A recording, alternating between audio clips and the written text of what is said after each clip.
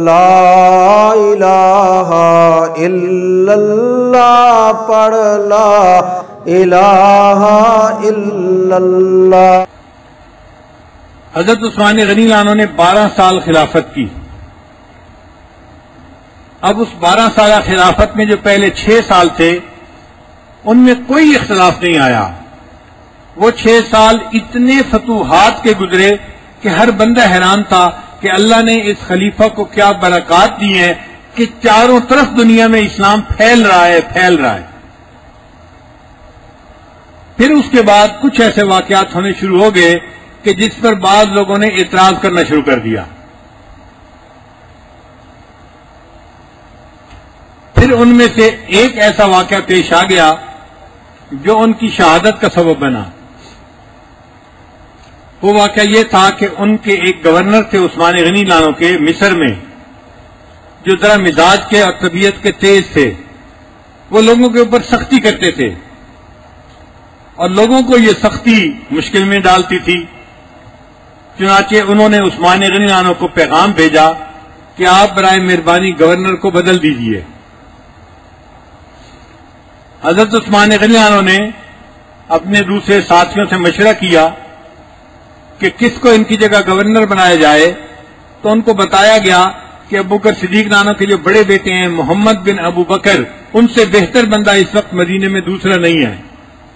چنانچہ عثمان غنی لانو نے ان کو لیٹر لکھ کر دیا کہ اب آپ مصر جائیں اور یہ لیٹر اس گورنر کو دیں اور اس کو کہیں کہ وہ میرے پاس یہاں آ جائے مدینہ میں، اور اس کی جگہ آپ وہاں گورنر بن کر 4 سنبھال لیں۔ محمد بن ابو بکر سمجھدار تھے، انہوں نے سوچا میں اکیلا جاؤں گا تو پتہ نہیں میری بات پہ کوئی اعتماد کرے گا یا نہیں، تو میں مدینہ سے کچھ بڑے صحابہ کو ساتھ لے کے جاؤں۔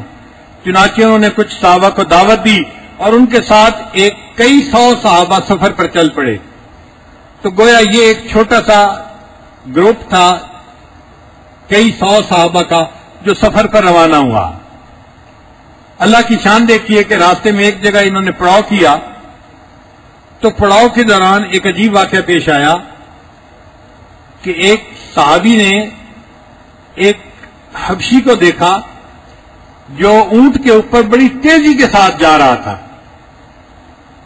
تو ان کو شک گزرا کہ یہ کہیں کوئی دشمن کا بندہ تو نہیں ہے کہ جو ہماری CID کر کے کہیں جا رہا ہو۔ تو انہوں نے اس بھاگتے ہوئے غلام کو پکڑ لیا، اس سے پوچھا تو کون ہے؟ اس نے کہا جی میں حضرت عثمان لانو کا غلام ہوں۔ یہ اونٹ کس کا ہے؟ یہ اونٹ بھی انہی کا ہے۔ کہاں جا رہے ہو؟ بس میں سفر پہ جا رہا ہوں۔ کس کام کے لیے جا رہے ہو؟ بس میں جا رہا ہوں۔ تو اس صحابی کو شک گزرا کہ کوئی نہ کوئی بات اندر ہے، some thing is seriously wrong some where. انہوں نے ان کو پکڑا اور پکڑ کر حضرت محمد بن ابو بکر کے پاس لے کر آئے کہ جی یہ جا رہا تھا، تیز بھاگ رہا تھا، مجھے شک گزرا، میں پکڑ کے لایا ہوں۔ اب انہوں نے اس کو انٹروگیٹ کیا، بھئی کہاں جا رہے ہو؟ اس نے کہا جی میں پیغام لے کے جو گورنر ہے مصر کا اس کے پاس جا رہا ہوں۔ کہ بھئی گورنر تو مصر کا مجھے بنایا گیا ہے اور میں جا رہا ہوں، تو تم کیا کرنے جا رہے ہو؟ چنانچہ انہوں نے اس کے سامان کی تلاشی لینے کا حکم فرمایا، تو اس کے سامان میں سے ایک رکا ملا اور اس رکے پر عثمان غنی لانو کی طرف سے لکھا ہوا تھا جو پرانا گورنر تھا اس کے نام، کہ میں محمد بن ابو بکر کو تمہارے پاس بھیج رہا ہوں، جب یہ پہنچے تم اسے قتل کر دینا اور اپنی حکومت کو اچھی طرح سنبھالے رکھنا۔ اور اس پر مہر بھی لگی ہوئی تھی۔ اب محمد بن ابو بکر بڑے پریشان، ایک طرف مجھے اپوائنٹمنٹ لیٹر دیا ہے اور میں جا رہا ہوں، اور دوسری طرف میرے قتل کا حکم بھی دے دیا ہے۔ انہوں نے دوسرے صحابہ کو بتایا تو صحابہ نے کہا کہ لگتا ہے کہ یہ کوئی سازش ہے، ہمیں واپس مدینہ جانا چاہیے اور اس کی تفتیش کرنی چاہیے۔ چنانچہ حضرت محمد بن ابو بکر جو تھے وہ آگے نہیں گئے اور واپس مدینہ آ گئے۔ حضرت عثمان غنی لانو کو آ کر ساری بات بتائی۔ انہوں نے فرمایا کہ نہیں، میں نے کوئی اپنا بندہ نہیں بھیجا۔ حضرت یہ غلام آپ کا ہے؟ فرمایا ہاں غلام تو میرا ہے۔ یہ اونٹ آپ کا ہے؟ اونٹ تو میرا ہی ہے، لیکن چونکہ میرے بہت سارے اونٹ ہیں، بہت سارے غلام ہیں، تو دفتر کے کام کرنے والے لوگ ہیں وہ بھی لوگوں کو کسی نہ کسی کام سے بھیجتے رہتے ہیں، تو آفس چلتا رہتا ہے۔ لیکن میں نے نہیں بھیجا. میں قسم اٹھا کر کہتا ہوں کہ یہ لیٹر میں نے نہیں لکھا اور میں نے یہ آرڈر نہیں دیے. اب وہ جو گروپ تھا واپس آیا تھا, انہوں نے کہا کہ آپ کے قسم اٹھانے پر ہمیں یقین ہو گیا کہ آپ کی طرف سے ایسی بات کوئی نہیں ہوئی. لگتا یہ ہے کہ آپ کے جو نیچے کام کرنے والے ہیں نا, ان میں کوئی بندہ ایسا ہے کہ جس نے سازش کی ہے اور وہ اس طرح محمد بن ابو بکر کو قتل کروانا چاہتا تھا اور فساد مچانا چاہتا تھا. لہذا ہمیں اختیار دیں کہ ہم آپ کے نیچے والے جو دفتر کے لوگ ہیں ان کا محاسبہ کریں اور ان میں سے پکڑیں. ایک آدمی اس وقت کام کرتا تھا جو عثمان غنی نانو کا رشتہ دار تھا, اس کا نام تھا مروان. ان کو اس پہ شک تھا کہ یہ چونکہ قریبی ہے تو حضرت عثمان غنی نانو کی جو مہر لگائی تو یہی لگا سکتا ہے اور یہی کام یہ کر سکتا ہے. چنانچہ انہوں نے کہا کہ یہ مروان کو ہمارے حوالے کرو. حضرت عثمان غنی نانو نے محسوس کیا کہ اگر میں نے مروان کو ان کے حوالے کر دیا تو یہ لوگ تو اس کو قتل کر دیں گے اور ایک اور قتل کا جو ہے معاملہ شروع ہو جائے گا اور اس کا ذمہ دار میں بنوں گا. عثمان غنی نے فرمایا کہ دیکھو مجھے تھوڑے دن دو, میں پہلے خود تفتیش کرتا ہوں, پھر جو مجھے ہوگا میں آپ لوگوں کے حوالے کر دوں گا. اب نزاع کا جو پوائنٹ تھا وہ یہ تھا, لوگ کہتے تھے کہ نہیں فلاں کو ہمارے حوالے کرو, اور حضرت فرماتے تھے کہ میں خلیفہ ہوں, مجھے موقع دینا چاہیے 10 دن, مہینہ, 2 مہینے, میں تفتیش کروں, جو تفتیش میں مجرم نکلے گا میں اس کو حوالے کروں گا. میں ایسے ہی کوئی بندہ کیسے حوالے کر دوں؟ اگر ایسے ہی کوئی بندہ حوالے کر دوں گا تو میں مجرم بنوں گا. چنانچہ انہوں نے شور مچانا شروع کر دیا اور حضرت عثمان غنی کے گھر کے سامنے جو ہے وہ مجمع لگا دیا. حضرت عثمان غنی اپنے گھر کے اندر بند ہو کر محصور ہو گئے. مدینہ کے باقی صحابہ نے پوچھا کہ حضرت آپ خلیفہ ہیں, ہمارے بارے میں حکم فرمائے. حضرت نے فرمایا میں مدینہ میں کوئی فساد نہیں چاہتا, کوئی خون خرابہ نہیں چاہتا, تم سب لوگ مسجد میں جاؤ اور اپنے گھروں میں جاؤ اور مدینہ میں کوئی جھگڑا مت کرو. معاملہ میری ذات کا ہے تو کوئی بات نہیں, میں سختی اپنے اوپر برداشت کر لوں گا, مگر میں کسی بندے کو اپنے ہاتھ سے بغیر تحقیق اور تفتیش کے کسی کے حوالے نہیں کر سکتا. اب وہ جو بلوائی تھے, فتنہ مچانے والے تھے, ان کی تعداد 150 تھی. 150 بندے تو ویسے ہی جمع ہو جاتے ہیں کسی بات پر, یہ کوئی اتنی بڑی بات نہیں تھی. مگر ان 150 بندوں نے ادھم مچا دیا کہ جی اگر ہمیں یہ بندہ حوالے نہیں کرتے تو ہم حضرت عثمان غنی نانو کو شہید کر دیں گے. صحابہ کرام پریشان تھے. ایک صحابی نے مشورہ بھی دیا کہ آپ خلیفہ ہیں اور آپ کے حکم پر اندلس اور کہاں کہاں کے ملک فتح ہو گئے ہیں, آپ حکم فرمائیں یہ 150 بندوں کو ہم یہاں سے غائب ہی کر دیں گے. عثمان غنی نے فرمایا میں اپنی ذات کی خاطر مدینہ میں خون نہیں بہانا چاہتا. چنانچہ اپنے گھر تشریف لے آئے اور وہاں آ کر آپ محصور ہو گئے. وہ جو دروازے کے اوپر لوگ کھڑے تھے انہوں نے خوراک جو پہنچنی تھی وہ بند کر دی, چنانچہ کئی دن تک پانی اندر نہیں گیا. حدیث پاک میں آتا ہے کہ اب کئی دن گزر گئے تو حضرت عثمان غنی انہوں نے دیوار کے اوپر سے سر باہر کی طرف نکالا, گلی کی طرف نکالا اور فرمایا کہ اگر طلحہ موجود ہیں تو بتائیں. طلحہ رضی نہیں تھے. اچھا اگر زبیر رضی اللہ موجود ہیں تو وہ بتائیں, یہ بدری صحابہ تھے, وہ بھی نہیں تھے. تو انہوں نے فرمایا اچھا اگر علی موجود ہیں تو وہ بتائیں. تو حضرت علی عنہ موجود تھے, فرمایا ہاں میں یہاں موجود ہوں. تو عثمان غنی عنہ فرمایا علی آپ بتاؤ کیا میں نے مسلمانوں کے لیے 20,000 دینار خرچ کر کے بیر روما کو نہیں خریدا تھا اور سارے مدینہ کے لوگوں کے لیے اس کو وقف کر دیا تھا, جس نے پورے مدینہ کے لوگوں کو پانی پلایا. آج 3 دن گزر گئے مجھے پینے کے لیے پانی نہیں دیا گیا.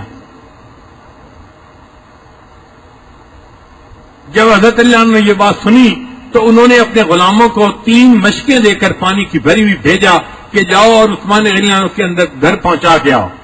وہ غلام جب پہنچانے کے لیے آئے تو جو فتنہ باز لوگ کھڑے تھے انہوں نے ان میں سے کچھ غلاموں کو قتل کر دیا, مگر پانی بہرحال اندر پہنچ گیا. اب معاملہ اور شدت اختیار کر گیا.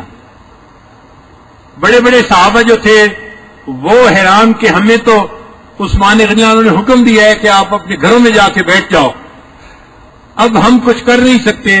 تو ہم کیا کرتے ہیں کہ اپنے بچوں کو یہاں حفاظت پہ کھڑا کر دیتے ہیں. چنانچہ حضرت علی رضی اللہ عنہ نے سیدنا حسن رضی اللہ عنہ اور سیدنا حسین رضی اللہ عنہ کو دروازے کے اوپر پہرے داری کے اوپر متعین کر دیا. حضرت زبیر رضی اللہ عنہ نے حضرت عبداللہ ابن زبیر کو دروازے کے اوپر متعین کر دیا. یہ سب نوجوان تھے، ینگ بلڈ تھا.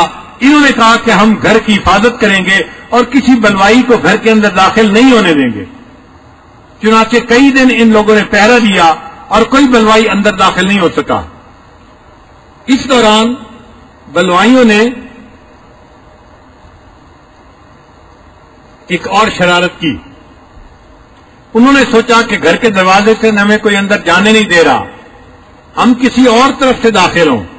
چنانچہ ایک انصاری کا گھر قریب تھا، وہ پہلے اس انصاری کے گھر میں داخل ہوئے دیوار کے ذریعے سے، اور اس کی دیوار سے حضرت عثمان غنی عنہ کے گھر میں جو ہے گھس آئے.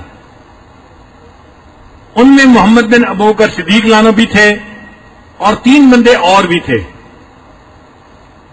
جب محمد بن ابوبکر صدیق عنہ آئے تو انہوں نے آ کے حضرت عثمان غنی کو پوچھا کہ آپ نے یہ کیا ہے کہ ایک طرف مجھے آپ نے گورنر بنایا اور دوسری طرف میرے قتل کرنے کا حکم دے دیا، یہ معاملہ کیا ہے؟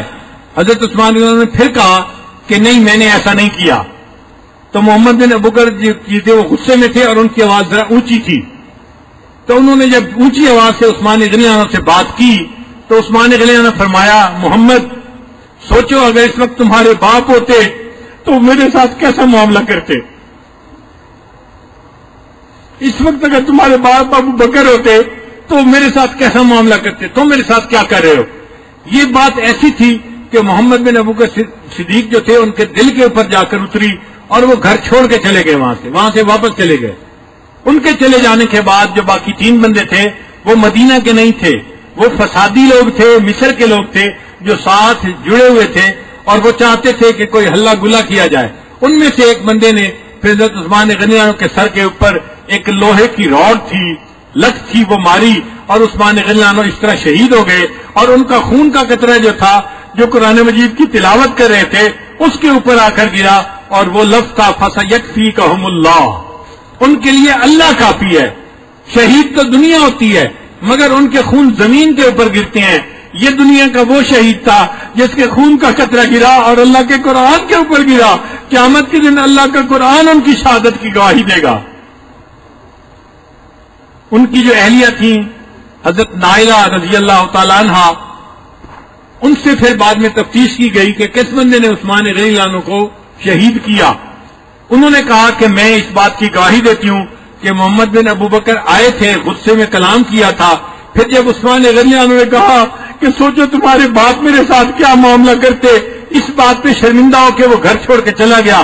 میں گواہی دیتی ہوں اس نے نہیں قتل کیا، اس نے شہید نہیں کیا. پھر کس نے کیا؟ وہ کہنے لگی کوئی انجان لوگ تھے، میں ان کی شکل نہیں پہچانتی. اب اس کا مطلب یہ کہ فسادی لوگوں نے ایک فساد مچانا تھا اور فساد مچا دیا اور عثمان غنی عنہ کو شہید کر دیا. اس دوران عبداللہ ابن سلام عنہ ایک صحابی تھے جو پہلے عیسائی تھے بعد میں مسلمان ہوئے. وہ آئے اور انہوں نے حضرت عثمان غنی عنہ سے بات کی دیوار کے باہر سے کہ حضرت آپ خلیفہ ہیں، آپ اگر چاہیں تو مدینہ سے مکہ چلے جائیں، مکہ کے مسلمان آپ کی مدد کریں گے اور یہ بلوائی وہاں نہیں جا سکیں گے. تو عثمان غنی عنہ نے جواب دیا، میں ہجرت کر کے مکہ سے مدینہ آ چکا ہوں، اب واپس مکہ جا کر میں اپنی ہجرت کو فسخ نہیں کرنا چاہتا. حضرت اگر آپ اس آپشن کو پسند نہیں کرتے تو آپ حاکم وقت ہیں، آپ حکم فرمائیں مدینہ کے لوگوں کو، وہ ان 150 بندوں سے نمٹ لیتے ہیں. تو حضرت عثمان غنی عنہ نے جواب دیا کہ یہ حرم ہے اور میں حرم کے اندر قتل و خون کو پسند نہیں کرتا. صرف میری ذات کی بات ہے، میرے ساتھ یہ فسادی جو کر لیں مگر میں کسی اور مسلمان کے خون کا بہانا پسند نہیں کرتا. پھر اس کے بعد ایک آپشن یہ تھی کہ حضرت عثمان غنی عنہ خلافت چھوڑ دیتے، اچھا کسی اور کو خلیفہ چن لو. مگر عثمان غنی عنہ نے فرمایا کہ میں نے نبی علیہ الصلوۃ والسلام سے خود یہ سنا تھا. نبی علیہ السلام نے فرمایا عثمان تمہیں ایک لباس عطا کیا جائے گا اور پھر اس کے بعد ایک وقت آئے گا کہ اتارنے کے لیے کہا جائے گا، تم اس کو مت اتارنا، کیونکہ نبی علیہ السلام نے خود مجھے فرمایا تھا کہ تم اس کو مت اتارنا، لہذا میں خلافت کو خود نہیں چھوڑ سکتا. اب ساری آپشن ختم ہو گئی. پھر ایک دن ایسا آیا کہ جب محاصرہ لمبا ہو گیا تھا تو پھر لوگوں نے پوچھا کہ حضرت اب تو آپ باہر آ جائیں، ہم آپ کی حفاظت کرتے ہیں، یہ 150 بندے کیا ہے جنہوں نے دم مچا رکھا ہے؟ تو عثمان غنی اللہ نے فرمایا کہ دیکھو میں روزے سے ہوں اور آج رات میں نے خواب میں نبی علیہ السلام کی زیارت کی ہے اور نبی علیہ السلام نے مجھے فرمایا ہے عثمان میں تمہارا انتظار کر رہا ہوں، تم اپنا روزہ میرے پاس آ کر افطار کرنا۔ عثمان میں تمہارا انتظار کر رہا ہوں، تم اپنا روزہ میرے پاس آ کر افطار کرنا۔ تو عثمان غنی عنہ کو نبی علیہ السلام کے اس خواب کی وجہ سے یقین ہو گیا کہ مجھے اب شہید کر دیا جائے گا۔ شہادت کی خوشخبری تو پہلے ہی مل چکی تھی، نبی علیہ السلام نے بتا دیا تھا احد کے پہاڑ کے اوپر کہ تیرے اوپر شہید موجود ہیں۔ تو عثمان غنی عنہ کو شہادت کی خبر پہلے مل چکی تھی، لیکن اب ان کو خواب کے بعد یقین آ گیا تھا کہ وہ وقت آ گیا جب یہ بات پوری ہو جائے گی۔ اللہ کی شان، وہ شہید مظلوم تھے، ان کو ظلم کی وجہ سے شہید کیا گیا۔ کوئی حق نہیں بنتا تھا کہ جنہوں نے دین کے لیے اتنی خدمت کی ہو اور مسلمانوں کی اتنی خیر خواہی کی ہو اور مسلمانوں کے اوپر اتنا اپنا مال لٹایا ہو، ان کو شہید کیا جائے۔ مگر انسان فطری طور پر نا احسان فراموش ہے، فطری طور پر انسان جو ہے نا وہ احسان فراموش ہے، لہذا وہ احسانات کو بھول جاتا ہے اور چھوٹی چھوٹی باتوں پہ غصے میں آ کے وہ پھر اپنی مرضی کرنے پہ تل جاتا ہے۔ بہرحال اللہ تعالیٰ نے ان کو شہادت کا رتبہ عطا فرمانا تھا، ان کو شہادت نصیب ہو گئی اور وہ سیدنا عثمان غنی شہید بن گئے۔